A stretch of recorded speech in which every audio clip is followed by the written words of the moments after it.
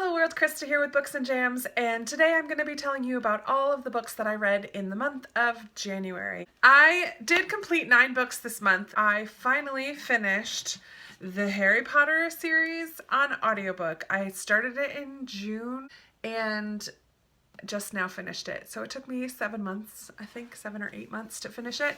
So I did finish the Deathly Hallows in January, and it was very sad that it ended. This weekend I've been going through all the movies, and I just finished Half-Blood Prince a little while ago.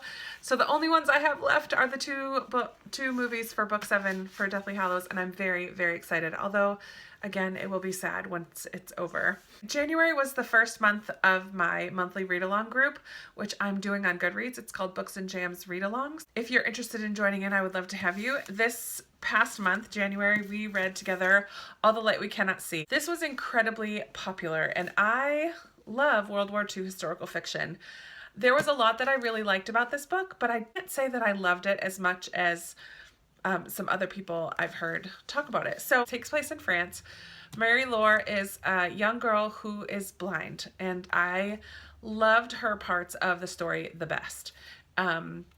I love her relationship with her father. I love his writing, especially in her parts, because it's so descriptive and beautiful. And I didn't listen to it on audio, but I can imagine on audio it would be even better because he describes it so well, all of the senses, as if you're blind. So you know what things feel like and taste like, and the sounds are so well described. I really appreciated that because I really felt that we were seeing the world kind of through her eyes. Werner is the second main character, and he is a young boy who grows up in an orphanage with his sister, and he's supposed to be a teenager as the story goes on, and I found him to be very naive. I didn't particularly like his parts as well as I liked Mary Laure's parts.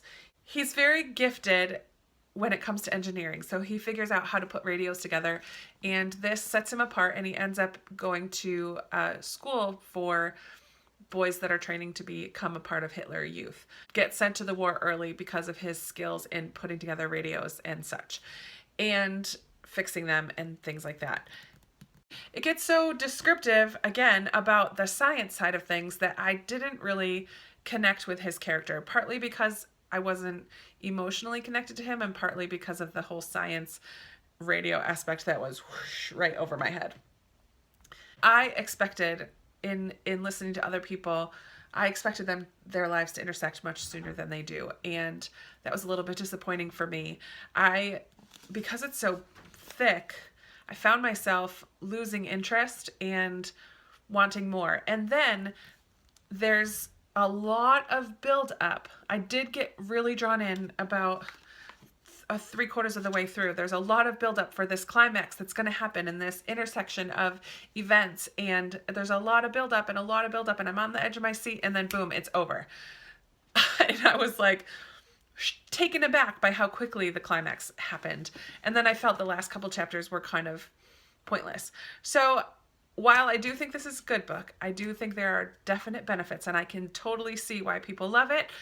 I was a lot disappointed. I was pretty disappointed and didn't love it as much as I was really hoping to love it. So all that to say, it's a good one, but not my favorite. World War II historical fiction. Rainbow Rowell's Attachments is one that I brought home from the library. I really loved this book.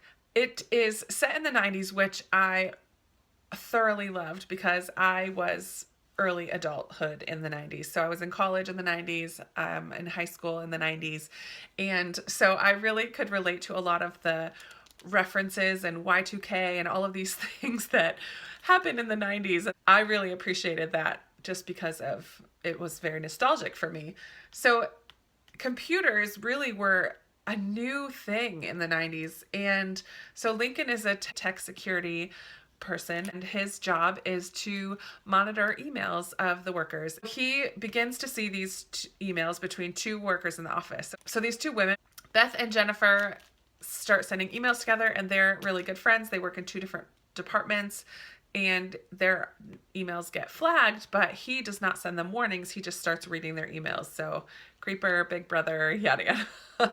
He ends up kind of falling for one of the girls, and it plays out from there. So it's a super cute story, fast-paced, not life-changing or anything, but I loved the friendship, and I particularly loved the 90s references, so I really, really enjoyed reading Attachments. In the first 2 days of January, the actual first book that I completed is Blood for Blood by Ryan Groudon. This is the sequel to Wolf by Wolf. Wolf by Wolf is an alternate history, as if the Nazis won World War II. And I can't tell too much about the plot of this one, obviously, because it's a sequel. In the first one, the main character is Yael, and she is on a motorcycle race across the Axis territories in order that she can win and kill Hitler. So that's the main story behind the first one. This one is what happens at the end. Like, it carries on the story from Wolf by Wolf. I actually liked this one quite a bit better than Wolf by Wolf. I really enjoyed Wolf by Wolf, but I liked this one even better. I loved the character development of some of the main characters. So Luca and Felix are two of the guys that participate in the motorcycle race with her. And I love that in this one, they change so much. As both of them learn about different things, it affects their choices. One of them decides to let it strip them of their ignorance, and they make better choices because of it. And the other one, they kind of hold on to their ignorance, even though the truth is right in front of them. And it makes them they decide to make pretty stupid choices and really frustrating choices in the course of the story. But I really did like this one. I like the development of Yael's character as well. She's pretty hardcore in the first one and pretty harsh, and we don't see much of a softer side of her. And in this one, we really see a little bit more of her compassion and a little bit more of, of that softer side of her. She's still pretty hardcore, but I like the development that we see in Blood for Blood. So I really like this duology. I traveled to Florida for a week during January, and on the flight I listened to The Ocean at the End of the Lane, which is good because I picked this up a couple times and had a hard time getting into it. So I think audiobook was the way to go for this one.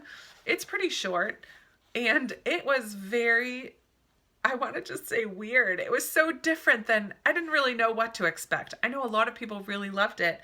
I think I did. I enjoyed it as well, but it was very different. So it's about this guy who, because of a funeral, goes back to his childhood home and walks down to the end of his lane, where he begins to remember this family that lived there when he was a child. And then it goes back to just remembering things about his life when he was a child. So it spends most of the book in the past, and it is some magical elements and supernatural elements, and very interesting, very well written, captivating story on audiobook. Not so captivating as I was trying to read it, but maybe it's just because it's out of my element from what I typically read. Yeah, I don't really want to tell too much about it because it was fun to be unexpected. It took me by surprise. So, very different, kind of weird, but enjoyable for me. Probably my favorite read of the month was for my real life book club, and that's Winter Garden by Kristen Hanna. And I've been looking forward to reading more Kristen Hanna since I read The Nightingale. And so I'm very glad that I read this one this month. This is a family story about man and wife and his two daughters. He actually gets very sick and passes away very early on in the book. And the girls, both daughters, have a strained relationship with the mother. And one of the only times that they had gotten along growing up was when she would tell them these fairy tales. The dad, on his kind of deathbed, tells the girls to get their mother to tell them more of the story, the fairy tale, finish the story. The sisters are very different. One of them is a professional photographer, and she's fantastic and well acclaimed and travels the world to war zones and hard places and is constantly gone, traveling. And the other sister is the more high-strung, workaholic, keep the family together by doing. So they're very different, and both of those are in response to their tough relationship with their mom when they were young.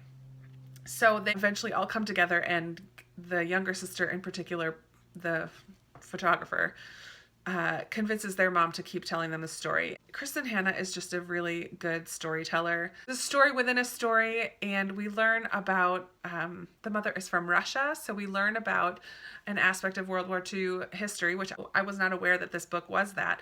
We learn about a siege of Leningrad, which is now St. Petersburg in Russia, which happened during World War II, Stalin time. So we learn about that a bit in this book as well. It is incredibly moving. Again, at the end, there's a plot twist that happens, which I probably should have seen coming, but I didn't, and it was so heartwarming and lovely, and I cried, of course, because Kristen Hanna has a way of making me cry. I have a feeling all of her books are going to make me cry.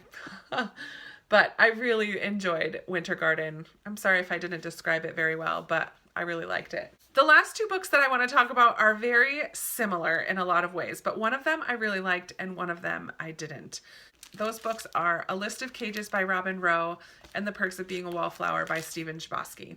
So both of these books are about kind of a misfit high school freshman boy who doesn't really feel like they fit in. Both are befriended by seniors, high school seniors. So the senior and their friend group kind of take the freshman under their wing, and the friendships in both of these are highlights of the book.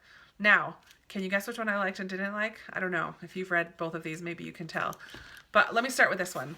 I did not like The Perks of Being a Wallflower. It's written in letters, which I found confusing at first because I wasn't sure who the letters were being written to. I guess it was me as the reader. I became okay with it, but it wasn't my favorite format for this story. So Charlie, I found him to be very naive and very I don't know, he didn't seem to be a 14 or 15-year-old boy to me. He seemed much, much, much younger. Now in this one, one of my favorite parts was Charlie's family. It was such a realistic family. His parents were incredibly supportive. He had chores to do. They sat down to have dinner together. He had a sister and a brother who they fought, but they also were very supportive of each other at the same time. It just was very realistic and very supportive. And so that made it seem strange to me why Charlie was so, I don't know, felt like he was misunderstood and felt like he was not misunderstood, but he felt so emotionally stunted to me, and I didn't understand because he came from such a fantastic family. Now I understand that that can happen, but I didn't care for his character at all. And I guess you learn things along the way that give some explanation to that, but I don't know. He was just irritating to me, and I didn't really, I got through it, but I didn't understand why everyone loves it so much. So, but I did love the friendships. The few friends that he makes that are seniors, I love. That was realistic too, because they're not 100%, they weren't idealistic. They weren't 100% there for them. They were still seniors, which they took them under their wing and they were great, but they also had their own things that they were dealing with.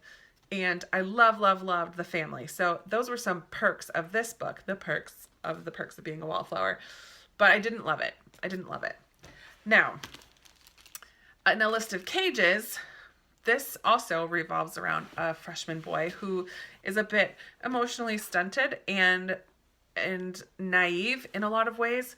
But it's much more understandable in this book. We learn very quickly that this boy, Julian's parents passed away at least 5 years earlier, and he has been living in a couple different foster homes and now with an uncle.